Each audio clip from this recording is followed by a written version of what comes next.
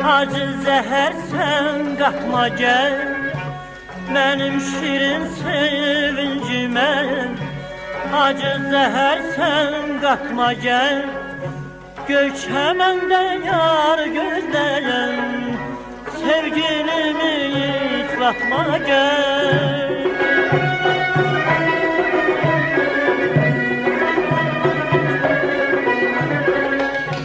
Göy çəməndə yar gözləyən sevgilimi yıklatma gəl. Yağma yağış, yağma yağış mən görüşə tələsirəm. Yağma yağış, yağma yağış mən görüşə tələsirəm.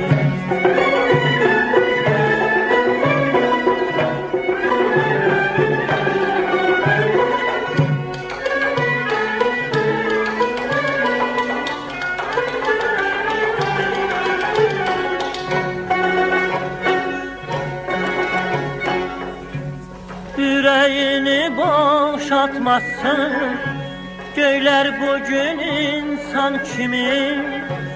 Yüreğini boşaltmazsın göyler bugün insan kimi.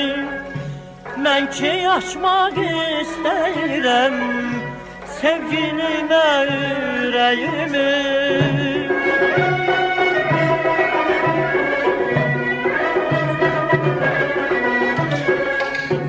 Mən ki açmaq istəyirəm sevgilimə ürəyimi. Yağma yağış, yağma yağış mən görüşə tələsirəm. Yağma yağış, yağma yağış mən görüşə tələsirəm.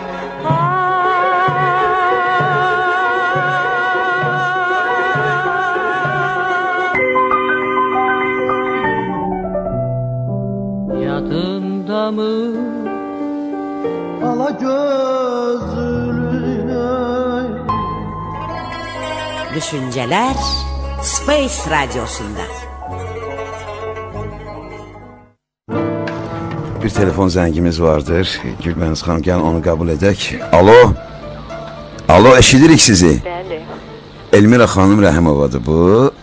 Elmira xanım, xoş gördük sizi. Sabahınız xeyir. Hər vaxtınız xeyir olsun. Bütün Space Radyosu'nun bütün həmkarlarını, ondan sonra hamıkilərini sabahınız xeyir deyirəm.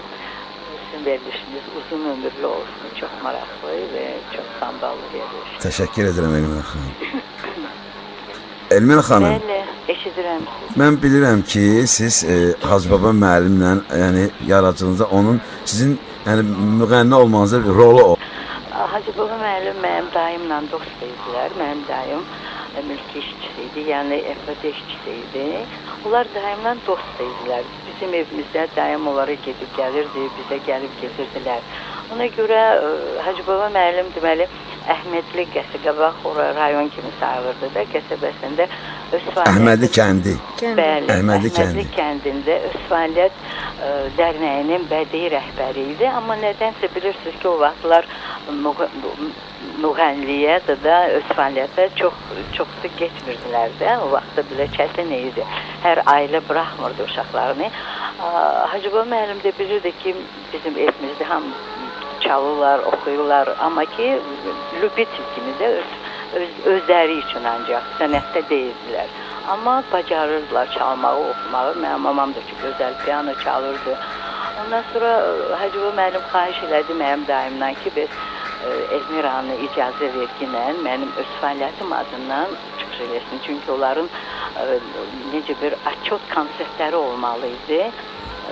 Deməli, hökumət qarşısında. Ona görə də mən onun öz fəaliyyəti adından bir dəfə çıxış elədim. O da oldu, festival vaxtına düşdü. Necə bunların bir mədəniyyət, öz fəaliyyət, deməli, bütün öz fəaliyyətlər, deməli, hökumət qarşısında. Öz fəaliyyət kollektivlərinin festivalında. Bəli, festival, həm festival idi, həm də ki, bir necə bunlar bir açıq verməliydiler. Hesabat verirler dövlət qarşısında. Bəli.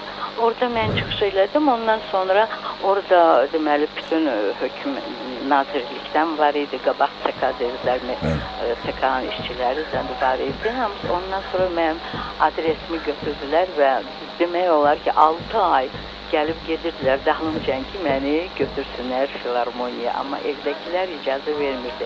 Və biz oraya gedəndə də evdə heç kəs bilməmişdi. Bir dayım, bir də ki mən.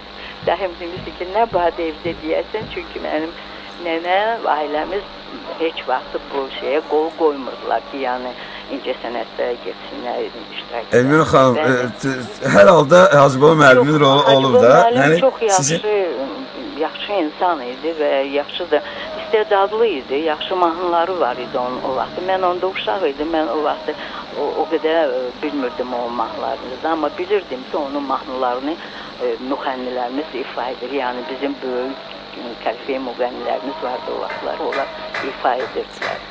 Çox yaxşı insandı və onun deməli öz fəaliyyətin adından mən çıxış elədim və də o da uğurlu oldu. Əlbəttə ki o da onun bir rolü idi ki mənim. Çox sağ olun. Elmira xanım, çox təşəkkür edirik telefon zənginizə görə və sizə də biz daha yəni uğurlar arzu edirik. Çox sağ olun Elmira xanım, çox sağ olun. Və bu yəni danışan Elmira xanım Rəhiməvadə Respublikanın xalq artisti bizim müğənnimiz. Elmira xanım özü də bizim verilişimizin qonağı olub və Gülbəniz xanım bu sizin atanızın, yəni Hacıbaba müəllimin mahnısını Gülağa Məmmədovun ifasında dinlədiyi Yağış, Yağma Yağış. O mahnı bizdə o ifadə olub. Və Əbülfət Əliyev də bunun ifanını ifadə edir. Desən elə ilk ifadəsi Əbülfət olub. Bilmirəm, bəlkə də Gülağa olub. Yəni mən bilirsiniz, onun ilk ifaçısı Rəşid Behbudov olub. Bu mahnının nə danışırsınız? Bəli, o özü Bakıda, Azərbaycanda olmayıb. Bu ifa olub, festival olub İranda. Ya bilmirəm, İranda ya Hindistanda, bax Rəşid Behbudov yəni SSR-dən kənarda, xaricdə olub. Bəli, orada ifa eləyib, özü piano müşahidə ilə. Bilirsiniz, bu Yağma Yağış haqqında bir maraqlı bir əhvalat bilirəm. Onu da mən Habil müəllimlə eşitmişəm. Habil Əliyevdən, o mənim atamın dostu idi. Deməli, o zaman çox oxuyurdular bu Yağma Yağış mahnısını. O qədər populyarlaşmışdı ki. Bəli, mənim yadımdadır. Bu mahnının populyar olmağı, yəni mən uşaq idim. Bu çox populyarlaşmışdı və CK-dan, Mərkəzi Komitədən deməli bütün o briqadirlər deyim, ya sədrlər deyim, kolxoz sədrləri Mərkəzi Komitəyə şikayət edirlər ki, kənd təsərrüfatı işçiləri. Kənd təsərrüfatı işçiləri şikayət edirlər ki, bu Yağma Yağış mahnısını yığışdırın. Çünki o qədər oxuyurlar ki, yağış yağmır. Məhsul verə bilmirik. Plan da olmur. Belə bir məzəli bir əhvalat baş vermişdi. Çox maraqlıdır və bir şeydə, bəlkə bir mahnı səsləndirək. Mən istədim Fatma xanım Mehrəliyevin ifasında da bir mahnısı var bizdə. O mahnıda səsləndir. Mahnının adı unuda bilmirəm. Və bu mahnı da bir neçə yəni müğənnilərin ifasında səslənib, amma ki biz Fatma Mehrəliyevin ifasında səsləndirəcəyik bu mahnı.